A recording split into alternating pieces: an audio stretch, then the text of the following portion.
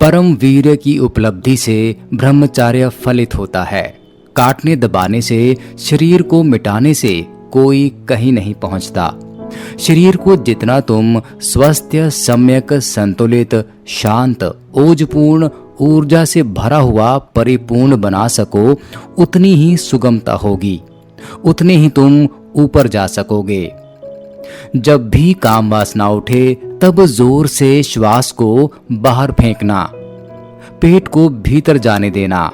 मूलबंध लग जाएगा, मूलाधार सिकुड़ जाएगा। मूलाधार के ऊपर शून्य होने से ऊर्जा शून्य में उठ जाएगी। इसे अगर निरंतर करते रहे, अगर इसे तुमने एक सतत साधना बना ली और इसका कोई पता किसी को नहीं चलता, तुम इसे बाजार में खड़े हुए भी कर सकते हो, किसी को पता भी नहीं चलेगा। तुम दुकान पर बैठे हुए भी कर सकते हो, किसी को पता भी नहीं चलेगा। अगर एक व्यक्ति दिन में कम से कम 300 बार क्षण भर को भी मूलबंध लगा ले, कुछ ही महीनों के बाद पाएगा काम वासना खो गई, केवल काम ऊर्जा रह गई, वासना तिरोहित हो गई। और 300 बार करना बहुत कठिन नहीं है। यह मैं सुगमतम मार्ग कह रहा हूं। ब्रह्मचार्य की उपलब्धि हो सकती है।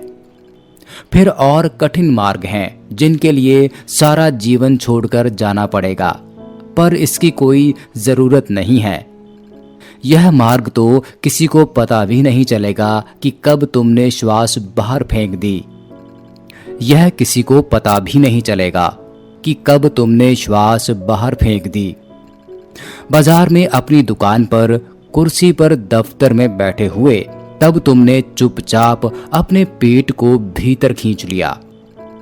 एक क्षण में ऊर्जा ऊपर की तरफ स्फुरण कर जाती है और तुम पाओगे कि उसके बाद घड़ी आधा घड़ी के लिए तुम एकदम शांत हो गए, हल्के हो गए, एक नई ताजगी आ गई।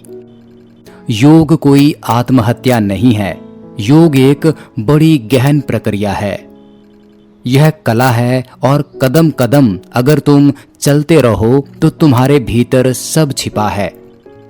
तुम सब लेकर ही आए हो। प्रकट करने की बात है, तुम अप्रकट परमात्मा हो, बस जरा प्रकट करने की बात है। सब साज मौजूद हैं, सिर्फ उंगलियां थोड़ी साधनी हैं और वीणा से स्वर उठने शुरू हो जाएंगे।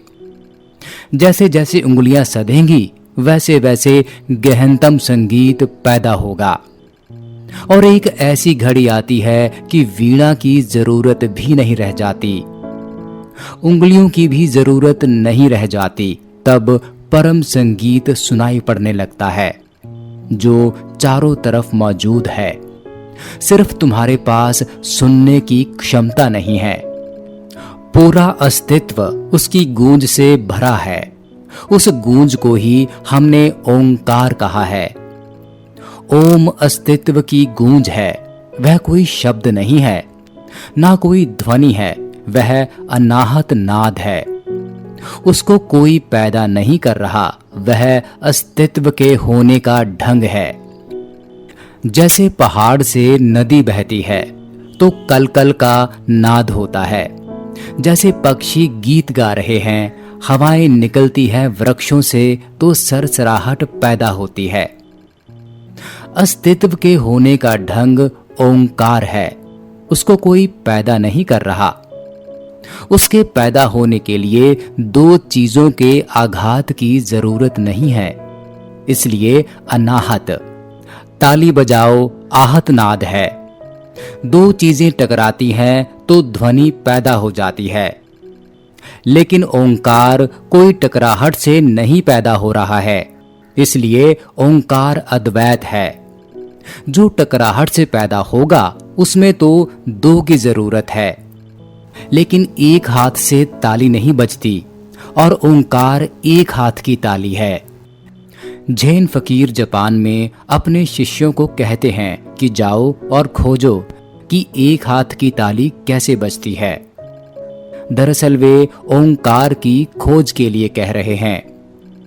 कि जाओ और ओंकार का नाद खोजो। उनके कहने का अर्थ है कि जाओ और खोजो कि एक हाथ की ताली कैसे बजती है।